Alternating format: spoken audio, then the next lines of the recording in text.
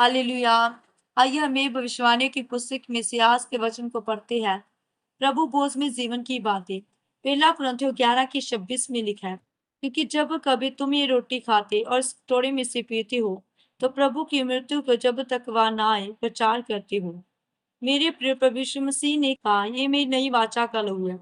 इसलिए जब आप लहू को पीते हैं, तो आप अनुग्रह में प्रवेश करते हैं। कौन सा अनुग्रह? बाइबल बताते हैं कि पुराने नियम में किसी किसी पर परमेश्वर का आत्मा उतरता था, किसी किसी के ऊपर कृपा होती थी। लेकिन परमेश्वर ने कहा, जो मेरा बदन खाएगा और लहू पिएगा और नई वाचा और मुझे ग्रहण करेगा, उनके ऊपर अनुग्रह आ जाएगा। फिर उन्हें पुरानी व्यवस्था के अनुसार जीना नहीं पड़ेगा।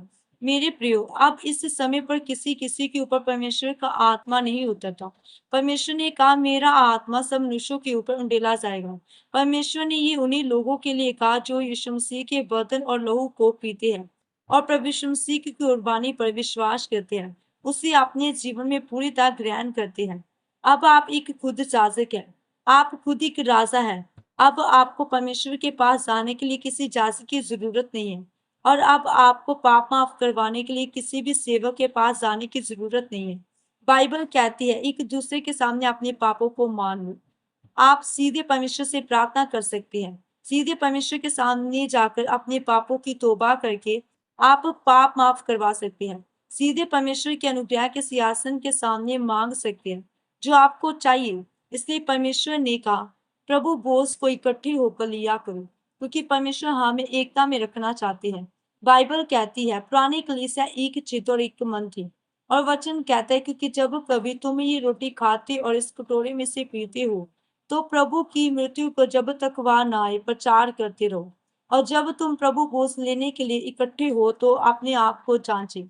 जांचने का मतलब कि क्या सच में आप परमेश्वर से प्यार करते हैं?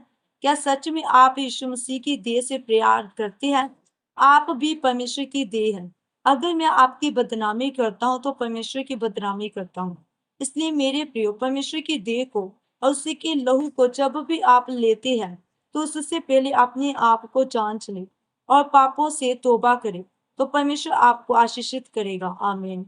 आइए हम मिलकर अंगीकार करते हैं। सर्वशक्तिमान परमेश्वर, इस वचन के लिए मैं आपका धन्यवाद करती हूँ।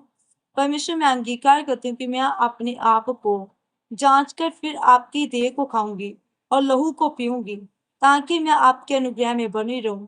प्रभु यीशु मसीह के सामर्थी नाम में, आमीन।